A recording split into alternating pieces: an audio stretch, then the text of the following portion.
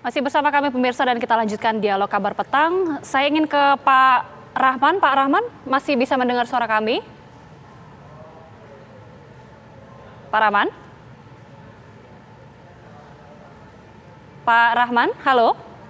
Ya, halo. Iya, Pak Rahman, ini tadi sempat ada pertanyaan dari Pak Marwanda Sopang. Kalaulah biaya yang dibebankan ke Pak Rahman seperti versi yang tahun lalu ya, sekitar 39,8 juta. Apakah sanggup Bapak untuk membayar dengan biaya segitu? Ya, kalau biaya itu ya insya Allah 39 juta mungkin. Oke. Bisa Pak ya? Insya Allah sanggup berarti begitu ya Pak ya? Baik. Oke. Kita ke Pak Jaja. Pak Jaja, dengan komposisi biaya yang baru ini. Terima kasih banyak Pak Rahman dari Kuningan, Jawa Barat sudah bergabung di Kabar Petang. Kita ke Pak Jaja. Melihat seperti ini Pak situasinya, ketika ada jemaah yang sudah mendapatkan nomor porsi harusnya berangkat tahun ini, tapi ternyata biayanya mengalami kenaikan yang signifikan. Ini menggunakan dana lama atau biaya yang baru Pak? Pak Jaja.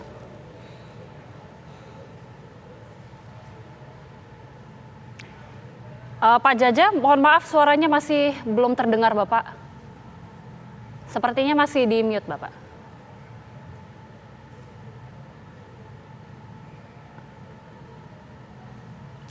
Clip on-nya mungkin boleh didekatkan ke mulut Bapak. Baik, kita coba ke Pak Marwan lagi. Pak Marwan, kami tadi ingin dengar dari Bapak, DPR sendiri bagaimana menguraikan rincian biaya-biaya yang termasuk dalam nominal 49,8 juta itu Pak Marwan. Ya itu sebuah keputusan, tidak bisa lagi memilih, pada akhirnya jamaah harus melunasi 49 juta. Inilah yang saya sampaikan, sebetulnya jamaah kita itu belum berkemampuan. Maka kita memutuskan proporsi itu 55 dan 45. Tetapi karena harga-harga memang tidak bisa dihindari naik. Kebijakan Saudi tentang perhajian sudah berubah. Memadukan antara ibadah dan bisnis. Maka karena itu tidak bisa dielakkan harga-harga naik. Seperti saya sampaikan, kalau tahun lalu harga dolar itu 14.000, sekarang sudah 15.000. Sementara pembiayaan kita sudah besar dari dolar. Nah, itulah makanya harga besaran BPIH di tahun lalu lebih mahal dibanding tahun ini BPIH-nya, tetapi BPIH mahal. Tentu kita merasa menyayangkan dan sedih kalau seperti Pak Rahman banyak jamaah yang akan berangkat tahun ini. Maka kami sebetulnya ingin mendorong cara lain. Satu, melakukan penghematan, mendorong BPKH turut serta di proses bisnis ekosistem perhajian itu, BPKH turut di dalamnya. Hal apa sebetulnya yang paling mahal di dalam komponen pembiayaan haji? 30% ada di penerbangan, tiket pesawat, kemudian ada akomodasi hotel, kemudian ada catering, kita makan. Mestinya tiga-tiganya ini BPKH ikut di dalam, umpamanya mereka menyiapkan pesawat. Jauh sebelumnya mereka sudah punya pesawat, ya boleh saja tetap Garuda, tetapi di situ BPKH sudah menyiapkan. Boleh juga hotel-hotel tetap, tapi hotelnya sudah disiapkan oleh BPKH. BPKH-nya menjadi sehat karena dia menyiapkan perhotelan untuk jamaah, tetapi juga untuk jamaah umroh. Itu namanya investasi langsung yang akan berdampak, nilai manfaatnya bisa berlipat-lipat. Di Komisi 8 kita sebetulnya mengharapkan BPKH mendapatkan nilai manfaat itu 2 digit saja sudah cukup luar biasa. Maka saya menyebutkan, apakah istitoah orang yang diberikan 50% 50% ditopang, apakah itu istitoah? Saya bilang kalau uang BPKH cukup, ya istitoah. Karena memang kewajiban BPKH lah yang untuk mengembangkan uang jamaah yang dikelola mendapatkan nilai manfaat yang besar. Bahkan kalau pengelolaan BPKH semakin membaik, jamaah ditopang melebihi 50%. Boleh terbalik 60% menjadi penopang dari nilai manfaat, 40% menjadi beban jamaah.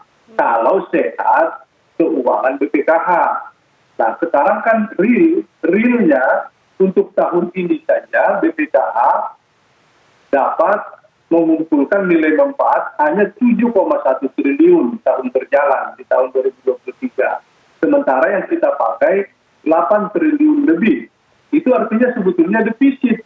Baik, Pak. Tetapi karena ada saving, karena ada simpanan kita nilai manfaat, dipakai 1, sekian triliun. Inilah yang menjadikan... Baik, Pak Marwanda Sopang, poinnya sudah kami dapat, Bapak. Oke, ya. Kita langsung ke Pak Jaja. Pak Jaja, bagaimana dengan nasib calon jemaah haji yang sudah dapat nomor porsi harusnya berangkat tahun ini, tapi karena biaya kenaikan mereka terbebani, Bapak? Apakah tetap membayar biaya yang lama atau harus yang baru, Pak? Terima kasih, Mas. Yang pertama, saya terima kasih Pak Ketua Komisi, Ketua Panja. Yang kedua, Bapak sekalian, berkaitan dengan kenaikan tadi sudah dijelaskan oleh Pak Marwan, ada beberapa komponen yang menyebabkan kenaikan di tahun 2023 ini. Bagi jemaah haji yang sudah melunasi tahun 2020, Mas, ini tidak dikenakan biaya penambahan. Adapun untuk jemaah haji tahun 2022 dikenakan ada penambahan yaitu 9,4. Tahun 2023 dikenakan penambahan 23,5. Berkaitan dengan pertanyaan bagaimana apabila jemaah haji yang tahun 2023 ini yang sudah membayar uang setahun pertama 25 juta. Apakah jika mereka tidak melunasi, mereka akan gagal keberangkatannya? Ya tentunya kembali kepada persyaratan di dalam pelaksanaan ibadah haji adalah salah satunya adalah bahwa jamaah kesehatan, faktor keuangan dan lain sebagainya. Dari apabila jamaah haji yang tidak dapat melunasi tahun ini, tentunya ini kan masih ada waktu ya, masih ada waktu agar jamaah bisa melunasi. Saya yakin ya, ini jemaah masih tetap berusaha untuk melaksanakan itu. Nah, jadi jemaah tahun 2023 yang sebanyak 105.590 jamaah ini kan di tahun 2023 23,5. Di dalam Undang-Undang Nomor 8 menyatakan bahwa apabila jamaah yang memiliki halangan untuk keberangkatan tentunya akan menjadi waiting list tahun 2004. Tentunya kita berharap, Mas, ini masih ada waktu, mudah-mudahan dapat melunasi berkaitan dengan usaha mereka di dalam melaksanakan haji tahun 2023. Itu, Mas. Baik, Pak Jaja. Baik, Pak Jaja. Kita tadi sudah menangkap poinnya bahwa memang untuk yang belum bisa berangkat atau belum bisa melunasi atau bermasalah ini nanti tentunya akan menjadi waiting list juga di tahun 2024. Mungkin saya ingin kembali ke Pak Marwan. Pak Marwan, apakah untuk komposisi biaya 49,8 juta ini sudah fix atau mungkin ada, tadi kan Bapak sebutkan ada beberapa komponen-komponen juga yang turut mempengaruhi angka 49,8 juta ini. Apabila komponen itu berubah, mungkinkah Pak akan ada perubahan angka lagi, perubahan harga lagi, atau memang sudah ajak ini Pak? Tidak ada lagi perubahan, begitu diputuskan, diketok, maka itulah sebuah keputusan. Saya tentu berharap tahun ini tidak ada yang membatalkan keberangkatannya karena ketidakmampuan melunasi. Karena yang harus dilunasi itu kan sekitar 23 juta. 23 juta saja menurut kami itulah angka maksimal yang bisa kami perjuangkan. Kalau diberikan lagi nilai manfaat tambahan yang melebihi itu atau komposisinya dirubah menjadi 50% tanggungan nilai manfaat, ini andai nih 50% di beban jamaah, tetap juga komposisinya hanya 22 juta. Maka karena itu kita tetap menjaga bahwa nilai manfaat ini bukan milik jamaah tahun ini, tetapi masih ada 5 juta lagi jamaah di belakang yang perlu kita ingat bahwa itu mereka turut serta mempunyai hak di situ. Andaikan Anda pun nanti kan kita di dalam putusan kemarin itu mendorong pemerintah tetap mencari yang lebih murah, lebih kompetitif sekalipun sudah diputuskan supaya ada efisiensi atau penghematan yang nanti bila berlebih dikembalikan lagi ke BPKH. Tapi kalau bermaksud berubah keputusan ini karena ada perubahan, itu tidak ada lagi. Maka kewajiban jamaah tetap untuk melunasi 23,4 juta itu. Baik Pak Marwan. Jadi ini yang memang sejak awalnya disebutkan tadi itu, kita ya rasanya sedih kalau ada jamaah membatalkan karena ketidakmampuan untuk melunasi. Baik Pak Marwan. Saya berharap tentang waktu 1 bulan ini jamaah kita mendapatkan kemudahan untuk melunasinya sehingga mereka tidak digeser menjadi waiting list. Inilah membuka mata kita bahwa kita. Oke. Baik, Pak Marwan saat ini juga sudah bergabung bersama kita semua, ada Ustadz Dasat Latif. Assalamualaikum Ustadz Dasat Latif, kami ingin tahu bagaimana tanggapan Ustadz menyikapi kenaikan dana haji di tahun 2023 ini. Karena tadi ada salah satu calon jemaah di Cirebon rela membatalkan, rela menunda karena memang nggak ada lagi biaya untuk mencukupi 49,8 juta Ustadz Dasat Latif. Assalamualaikum warahmatullahi wabarakatuh. Waalaikumsalam warahmatullahi wabarakatuh. Menurut hemat saya, bukan angka 10 jutanya itu. Bukan. Tapi rasional tidak. Kalau dia rasional, ya inilah yang disebut fakta bahwa memang kenaikan tidak bisa ditunda. Saya salah satu penyelenggara umroh dan haji.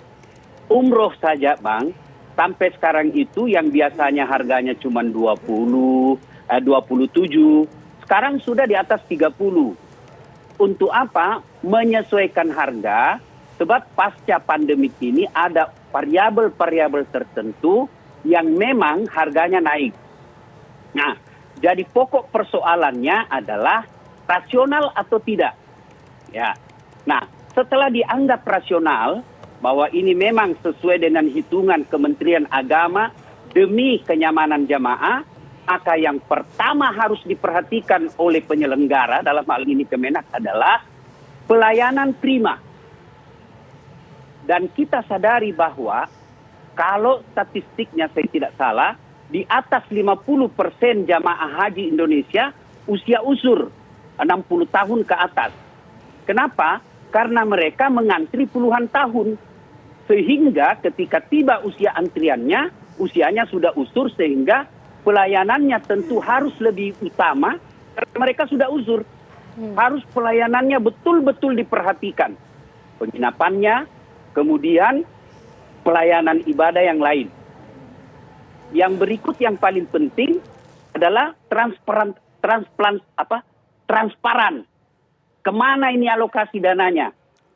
Nah, setelah itu clear, nyata, insya Allah akan memberikan kemampuan kepada mereka yang sudah daftar dan insya Allah bisa berangkat haji. Baik, nah, saya mengusulkan kepada pemerintah harus ada kreativitas penambahan mencari dana.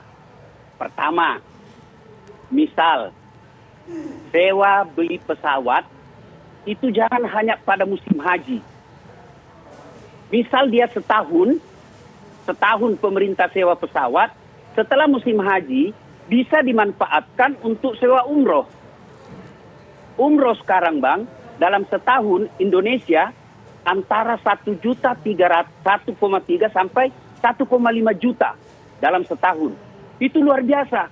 Penginapan, sewa penginapan, jangan cuma musim haji, tapi 1 tahun penuh, insya Allah bisa menjadi penambahan dan ada hasil. Baik, Pak Ustadz. Dikembalikan kepada pelayanan. Ya. Baik. Kembali ke Pak Jaja. Pak Jaja tadi kan Pak Ustadz juga sempat menyebutkan harus ada kreativitas, mungkin ada penyesuaian fasilitas. Seperti apa penyesuaian fasilitas dengan angka 49,8 juta ini? Ataukah mungkin masih bisa dengan fasilitas seperti sebelumnya tapi angkanya dikurangi, seperti apa Bapak? Terima kasih Mbak. Itulah yang ditekankan oleh Pak Marwan dan kawan-kawan di Komisi 8, bagaimana penyelenggaraan haji tahun 2023 ini adanya perubahan struktur biaya dengan juga tidak merubah layanan yang ada di Saudi. Malah harus ada peningkatan. Inilah yang menjadi tugas kami, bagaimana menyiapkan penyelenggaraan ibadah haji yang transparan dan juga akuntabel di dalam penyelenggaraan ibadah haji, baik di tanah suci maupun di tanah air. Untuk di tanah suci, sebagaimana hasil bahasan kami dengan Komisi 8, dari komponen BP adalah dana yang dibayarkan oleh jamaah dan juga nilai manfaat dari dana kelolaan yang dikelola oleh BPKH. Ini adalah bagaimana Kementerian Agama mempersiapkan segala sesuatunya sehingga indeks pelayanan jamaah haji ini tidak menurun atau tetap sama atau juga lebih meningkat lagi. Ini yang diharapkan oleh kita semua, bahwa di dalam penyelenggaraan ibadah haji tentunya akan lebih baik lagi dibanding tahun yang lalu. Ini adalah merupakan amanah yang diembankan oleh Komisi 8 dalam hal ini dalam pembahasan penentuan komponen ibadah haji tahun 2023. Yang kedua, Bapak sekalian, ada beberapa hal. Makanya di dalam penyelenggaraan ini, di dalam memberikan pelayanan, kami akan memberikan pelayanan tentunya baik di Arafah, di Armina, dan ini yang termahal adalah di Armina, di Armuzna. Di dalam Armuzna, tentunya kami mendorong kepada pemerintah Saudi, karena kita berada dalam bentuk paket, Pak. Mudah-mudahan dan kami berjuang terus agar di dalam penyelenggaraan ibadah haji, terutama di Armuzna ini, karena haji itu di Armuznanya. Adapun yang lain adalah sunnahnya. Mudah-mudahan kami akan berusaha semaksimal mungkin tidak menurunkan kualitas dan juga kami akan berusaha memberikan yang terbaik untuk jamaah. Demikian, Mbak. Terima kasih banyak Pak Jaja, Ustadz Dasat Latif, dan juga Pak Marwan Dasopang sudah bergabung di Kabar Petang. Sebelumnya ada Pak Rahman dari Kuningan, Jawa Barat. Ya, terima kasih Bapak-Bapak, sehat selalu.